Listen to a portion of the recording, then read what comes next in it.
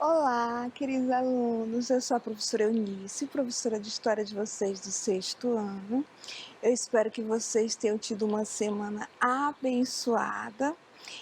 Para hoje, nós vamos trabalhar um tema maravilhoso que é sobre grandes civilizações. Nas aulas anteriores, a gente trabalhou sobre a Grécia Antiga e hoje a gente vai trabalhar sobre uma grande civilização que influenciou vários territórios, influenciou culturas, que é a civilização romana. Para nossa aulinha, você vai buscar um lugar tranquilo, você vai pegar o seu material, o seu livro de história do sexto ano, vai identificar esse tema dentro do livro de vocês. E agora vamos para a nossa aulinha de hoje. E o que a gente vai abordar dentro dessa civilização romana? Nós vamos trabalhar a política, a economia e a sociedade. Qual a habilidade que nós vamos ver hoje? Nós vamos caracterizar o processo de formação da Roma, como é que esse território ele se formou, suas configurações políticas, sociais e os períodos, sabendo que a Roma ela se divide em três grandes períodos, que foi a monarquia, o império e a república. E agora nós vamos para a nossa aulinha. Eu espero que vocês estejam todos concentrados para a nossa aulinha de hoje. Civilização romana, ela tem origem com a expansão e a consolidação desse poder de Roma sobre a Península Itálica e os territórios vizinhos. Existem teoria dentro da história que fala de duas formas que Roma foi fundada. Existe uma mitologia que trabalha a formação do território romano e existe a parte mais historiográfica. Essa civilização ela é uma mescla de várias culturas. Ela foi formada pela cultura etrusca, gregas e orientais. Na aula anterior, a gente viu um pouco sobre a civilização grega e os gregos eles foram referência para a formação dessa civilização. Os romanos eles assimilaram muito da cultura dos gregos e essa cultura ela vai desde a linguagem até as questões religiosas. Então, os romanos eles assimilaram muito dessa cultura, de todos os desenvolvimentos que esses povos antigos desenvolveram. Períodos da história romana. Essa organização da política romana ela foi mudando conforme as conquistas territoriais elas vão crescendo. Então, à medida que esse território ele vai crescendo, vai ocorrer o quê? Desenvolvimento e um aumento desse território. A gente distingue três fases diferentes dentro da formação histórica. Aqui é a formação política desse território. Se divide em três grandes partes: monarquia, república e império. Nós vamos abordar uma pequena mescla do que foi essa grande civilização. Esse tema ele é um tema muito extenso, então é necessário que você pegue o seu livro, que você pesquise em outras fontes, porque a gente só trouxe um pouco do que é essa cultura, do que é essa política e do que é essa sociedade.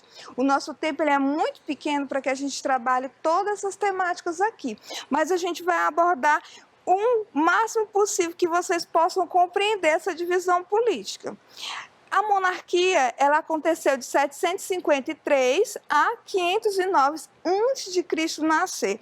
A república ela foi uma experiência. Até então ainda não tinha ocorrido dentro da história nenhuma civilização que tivesse implantado um sistema político chamado de república.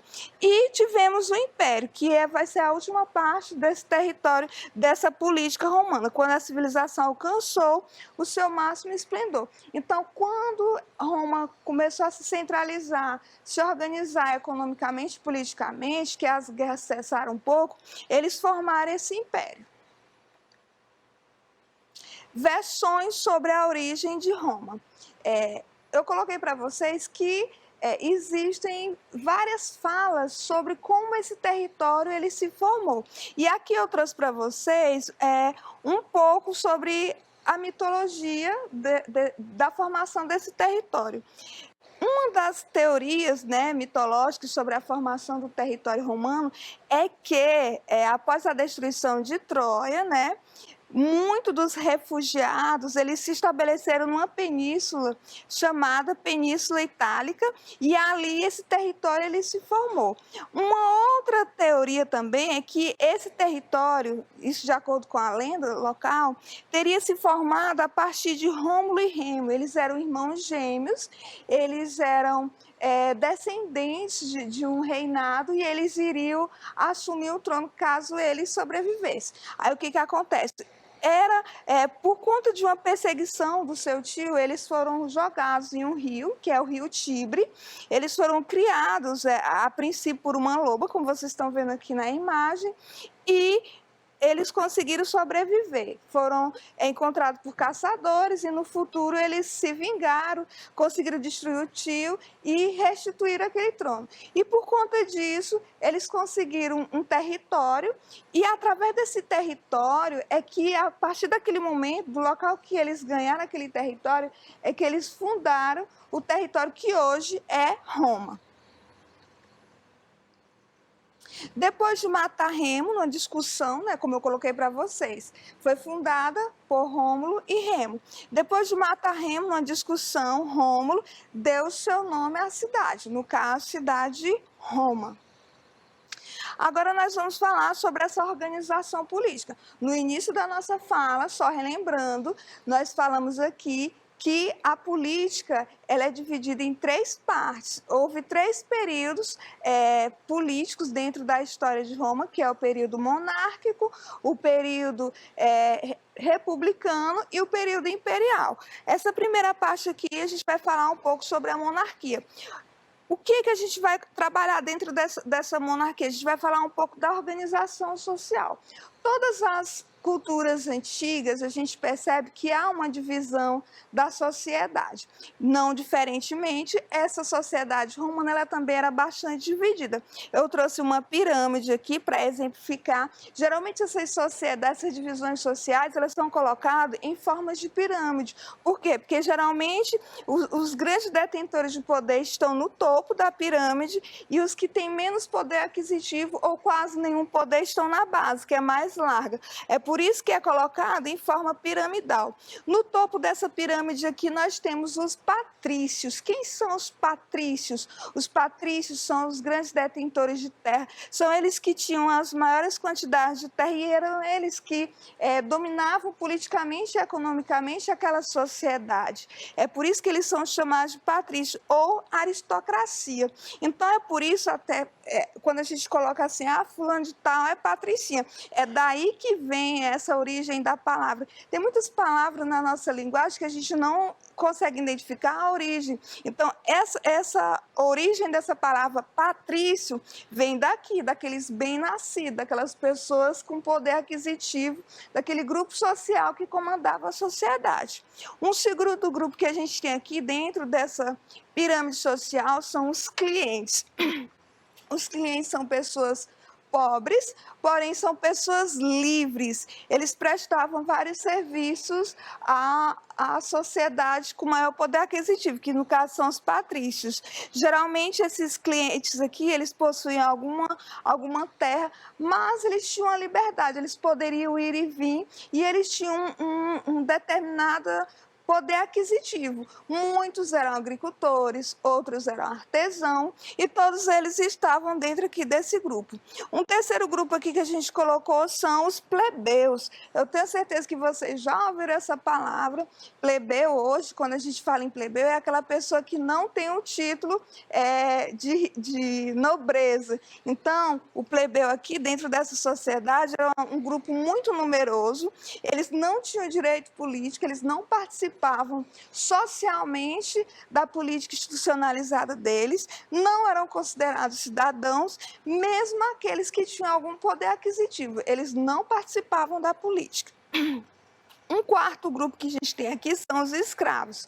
Esses escravos eram a base da economia deles, eram a maior parte da sociedade, eram eles que exerciam a grande maioria das atividades e geralmente esses escravos aqui ou eram escravos de guerra ou escravos por dívida, porque naquele momento da nossa história, muitos homens e mulheres eram transformados em escravos simplesmente porque não podiam pagar uma conta, porque devia a alguém, então por não ter aquele dinheiro, dentro daquela cultura, eles poderiam ser transformados em escravos até conseguir pagar aquela dívida. Um segundo momento da nossa história aqui de Roma vai ser o período republicano. Características e organização desse período republicano. Com a chegada da República Romana, vai se extinguir a figura do rei, porque um dos elementos básicos aqui de uma monarquia é a figura centralizada do rei. Dentro da República, o ponto positivo é que mais grupos vão poder fazer parte da política, vão ter outros grupos, inclusive uma luta para que a plebe também possa participar da política, que cada grupo social vai ter um representante, mas na grande maioria das vezes a maior voz participativa aqui vai ser do grupo dos patrícios, que tinham maior poder aquisitivo e tinham mais voz dentro desse Senado. Então, aqui, essa organização política ela era dividida em cônsul, era dividido em Senado e Conselho da Plebe. Cada grupo ele possuía uma função específica que a gente vai ver agora. O Senado era o órgão máximo daquela república, ele desenvolvia o poder legislativo, cabia ao Senado convocar uma guerra, convocar para que houvesse como é que eu posso dizer aqui para vocês? Se eles quisessem fazer uma arrecadação de impostos para que eles tivessem dinheiro em caixa para convocar uma guerra, também cabia ao Senado. Então, a guerra e a paz aqui dependeria muito do Senado. Eles tinham uma maior voz, uma voz mais ativa dentro dessa política. O segundo grupo aqui dentro da República são os magistrados. E essas funções dos magistrados ela era bem dividida em questores, prestores, édios, pontífices e censores. Se vocês tiverem mais dúvidas sobre esses nomes que são muito específicos, busquem no livro de história de vocês, porque aqui é um conhecimento muito interessante que seria interessante vocês analisarem com mais atenção para que você possa entender um pouco mais sobre essa política institucionalizada aqui do território romano. Questores. Esse grupo aqui dos questores eram responsáveis por recolher os impostos e administrar o tesouro público. Prestores eram juízes, eles eram responsáveis por analisar e julgar questões familiares e sociais. Eles também exerciam a função de julgamento dentro do exército. Édios, eles eram administradores urbanos, eram responsáveis por limpezas, por festas, etc. Um quarto grupo aqui são os pontífices, eles eram encarregados pelos cultos religiosos e os censores, que eram responsáveis pela contagem da população. Então, o nome já é bem sugestivo, censores, eles eram responsáveis pelo censo demográfico. Como eu coloquei para vocês, era bem dividida essa organização política dentro do território romano, havia o Senado, o Consulado e o ditador. Como você já sabe, o Senado ele era bem dividido, o Senado ele era responsável pela administração política e econômica e social dentro do território romano. O Consulado ele era responsável por exercer o poder executivo e o ditador, havia a figura do ditador. Em caso de perigo à pátria, alguém aqui dentro do Senado ou do Consulado ele era indicado para ser o ditador. E geralmente esse ditador ele tinha um poder absoluto. Organização econômica do território romano. Roma, como você já sabe, uma das maneiras que ele buscava desenvolver a sua economia era através da guerra. Geralmente ele expandiu muitos territórios e a partir dessa expansão territorial, eles foram adquirindo essas riquezas, porque toda vez que eles invadiam um território, geralmente eles se apossavam daquela riqueza, se apossavam daquelas terras e assim eles iam acumulando um patrimônio público grandioso. Não somente o território, a Roma em si, mas as pessoas que faziam parte dessas batalhas também conseguiam obter grandes riquezas. Então, a economia de Roma, ela é gigantesca. Ela vai desde a agricultura ao comércio, ao desenvolvimento econômico marítimo. Aqui eu trouxe 3 grupos diferentes. Então, eles se baseavam na agricultura e no comércio. Inicialmente, essa produção era de agricultura, ela era voltada para a produção de pães, legumes. A carne aqui, ela não era um elemento muito marcante dentro dessa cultura. Mais tarde, ela se tornou bem mais variada, porque, como vocês já sabem, eu tenho colocado aqui para vocês, uma das principais características econômicas e políticas da Roma Antiga é esse processo de expansão. À medida que Roma eles iam invadindo, iam dominando outros territórios, eles iam assimilando a economia daquele local, a cultura daquele local. Então, essa agricultura, certamente, ela vai se tornar mais variada, essa economia vai se tornar mais variada. Então, os produtos, eles vão ser bem mais variados, ok?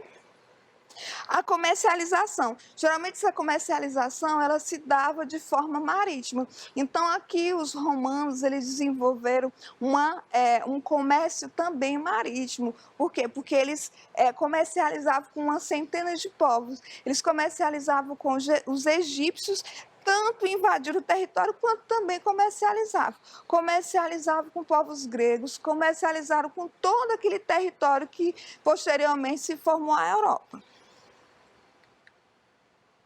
Revoltas sociais. Eu achei muito interessante trazer essa pauta dentro do nosso conteúdo, inclusive essa pauta aqui, em alguns livros de história ela não se encontra, mas é um elemento muito importante essas revoltas sociais, porque por conta dessas revoltas sociais que alguns grupos da camada menos favorecida do território romano vão poder fazer parte da sociedade, vão poder fazer parte da política e vão ter uma voz mais ativa. Vai ser inclusive por conta de muitas dessas revoltas que Roma ela vai se enfraquecendo. Então, não há dúvida de que a República ela foi um governo aristocrático, no qual o poder ficava depositado na mão de alguns grupos, né? Geralmente, essa nobreza patrícia ou o Senado romano. Contudo, vemos que a plebe ela também tinha seu espaço político. Mas para que essa plebe ela pudesse participar ativamente da política, eles tiveram que desenvolver uma centena de revoltas. E em 1509 a.C., a plebe não possuía nenhum espaço político na República, ficando à mercê do interesse dos patrícios. Então, eles se reuniram por conta de uma série de fatores, né? Aqui, como esse grupo eles não tinham participação política, esse grupo eles viviam em condições miseráveis, então eles se uniram e lutaram contra o governo. Então, essa revolta aqui ela foi chamada de Revolta do Monte Sagrado. Nesse episódio da história de Roma, Roma se encontrava em guerra com outros povos vizinhos, porque uma das características de Roma, da Roma antiga, desse grande povo aqui, vai ser o fato de eles sempre estarem envolvidos com guerras, para poder é através dessas guerras que eles travavam que eles conseguiam expandir os seus territórios e enriquecer economicamente. Então, é natural para eles que eles tivessem um melhor exército, que eles sempre estivessem envolvidos de alguma forma com alguma guerra. Então, aqui, esse exército aqui era geralmente formado pela plebe. Não era só a aristocracia, não era só os patrícios que faziam parte desse exército aqui, não. Geralmente, esse exército aqui era formado, inclusive, pelos escravos. Então, é por isso que eles vão se achar no direito de lutar também para que eles pudessem ter alguma participação, tanto economicamente quanto a participação dentro da política, ele pudesse ter alguma voz dentro da política. Então, os plebeus eram a principal mão de obra da época. Ao final dessa revolta, o Senado ouviu esse grupo e resolveu deixou esse grupo aqui participar da política. Eles passaram a ter uma voz ativa dentro da política. Então, o que foi que modificou a partir dessas revoltas sociais? Algumas leis se modificaram. Foi criada a Lei das 12 Tábuas e também foi criada a Lei Canulé. A Lei Canulé ela era o seguinte, que antes disso, antes dessas revoltas aqui da plebe, quem era da nobreza ou quem era patrício não poderia se casar ou ter um relacionamento com o plebeu. Através dessa luta e através dessa lei chamada Lei Canuleia, vai se instituir essa lei aqui de que eles não poderiam casar com o plebeu. Teve essa liberdade agora para eles, foi uma grande conquista. Uma outra lei, uma outra mudança foi a Lei Licínia. Uma das maiores queixas da plebe era o endividamento. Então, aqui através dessa lei ficou proibido que uma pessoa que tivesse uma dívida e ela não pudesse pagar fosse transformada em escravo. Então, agora ela não poderia ser transformada em escravo. Então, essa lei Licínia que ela modificou essa configuração desse grupo de como se tornar escravo. O trabalho dos escravos. Em consequência das guerras de expansão, os escravos em Roma eram muito numerosos. Então, aqui é natural e é de conhecimento da grande maioria que esses grupos aqui de escravos, eles eram muito numerosos. Por quê? Por conta da expansão. À medida que Roma ia se expandindo territorialmente sobre outros territórios, aqueles grupos que não eram a favor da ocupação territorial por parte de Roma, eles eram transformados em escravos. É por isso que a grande maioria da população romana era escravos e muitos deles eram utilizados como um elemento de diversão públicas para eles. Por quê? Porque eles pegavam esses escravos, alguns escravos guerreiros, transformavam eles em gladiadores e utilizavam essas pessoas para servirem como distração para a população. A partir do século II a.C., sucederam-se diversas rebeliões, como as comandadas por Espartaco. Espartaco era um escravo também aqui dentro desse contexto, e ele lutou para libertar esses escravos. Inclusive, tem uma série na Netflix que aborda uma dessas lutas aqui, de Espartaco. Expansão romana, as guerras púnicas e o Mare Nostrum. Como eu coloquei para vocês, uma das maneiras que Roma encontrou para se expandir, enriquecer politicamente e economicamente foi através da expansão territorial. Então, através dessa expansão, eles conseguiram dominar todos os mares europeus, como vocês estão vendo aqui na imagem. A grande maioria da riqueza romana vem através dessas guerras, porque eles dominavam o território, ocupavam aquele local, se apossavam daquelas riquezas. Aqueles grupos que não aceitavam ser dominados eram transformados em escravos. Então, dessa maneira, Roma conseguiu obter esse grande enriquecimento, como vocês estão observando. Roma e Cartago começavam uma série de conflitos que vão durar mais de um século, que é chamada aqui as Guerras Púnicas, nas quais Roma obteve vitórias definitivas após destruir por completo Cartago. E Cartago era um grande entreposto comercial para Roma. Então, o fato de ele ter dominado Cartago fez com que Roma ocupasse regiões muito estratégicas economicamente que davam acesso ao mar.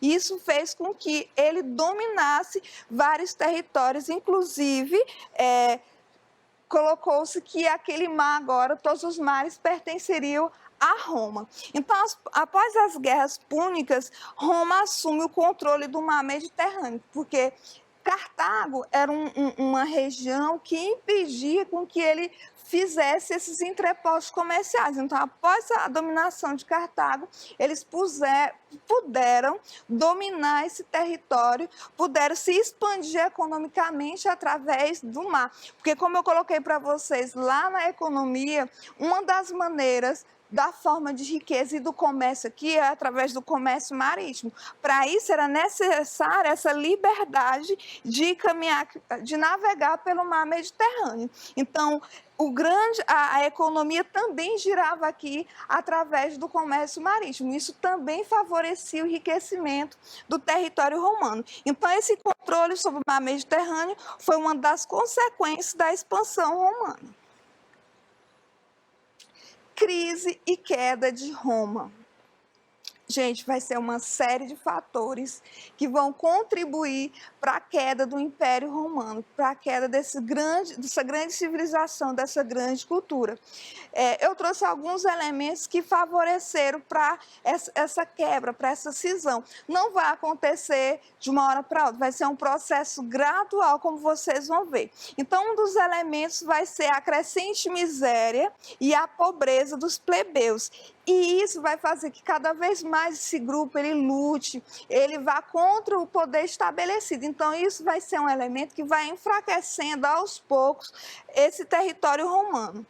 Aliado a isso, temos disputas de poder político. Então, essa disputa para saber quem vai ficar no comando também é um dos elementos que enfraqueceu esse território romano. Então, era constante as batalhas, as lutas e as traições para ver quem ficaria no comando desse território. Então, isso causa uma instabilidade. Se não há um consenso no líder, nos grupos líderes, isso causa uma cisão. Então, isso enfraquece politicamente o território. Então, esses são dois fatores que eu coloquei para vocês, mas além disso temos outros. Um outro elemento vai ser o colapso do sistema escravista. O que é esse colapso? Esse colapso aqui é porque vai chegar um momento que o império ele vai se estabilizar. Ele não vai estar expandindo tantos territórios. E uma das maneiras de ele obter esse escravo aqui era através das guerras. Então, se essas guerras elas se cessam, se eles não estão mais invadindo os territórios com tanta frequência, o que vai acontecer? Essa mão de obra aqui ela vai ficar escassa. Então, um dos fatores vai ser a escassez e o colapso desse sistema escravista. Um segundo fator aqui é a diminuição da produção e o fluxo comercial.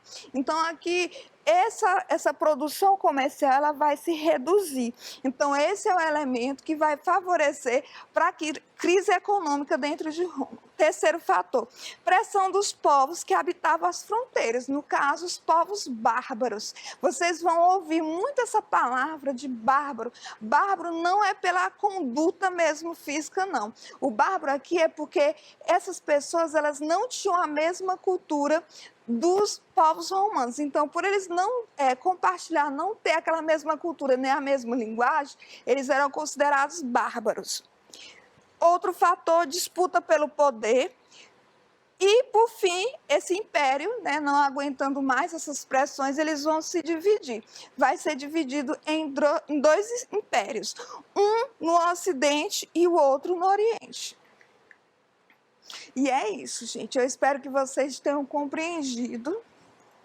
É um conteúdo muito extenso para a gente passar em meia hora. Então, qual é a ação de vocês agora? Vocês vão pegar o livro de vocês, vocês vão analisar esse livro, vão buscar em outras fontes, porque é um conteúdo que a gente passaria aqui um mês falando, porque é muito vasto falar sobre cultura romana. Inclusive, eu dividi em duas partes. Hoje a gente falou só sobre a política, a economia e a sociedade. Na nossa próxima aulinha, a gente vai falar um pouco sobre a cultura romana, sobre esse legado cultural que eles deixaram para a gente. Então, eles foram uma grande civilização e eles influenciaram diversos povos. Inclusive, a nossa cultura foi influenciada por esses povos romanos aqui. E é isso. Eu espero que vocês tenham compreendido. Eu quero que vocês tenham um resto de semana abençoado. Eu sou a professora Eunice, professora de História de vocês.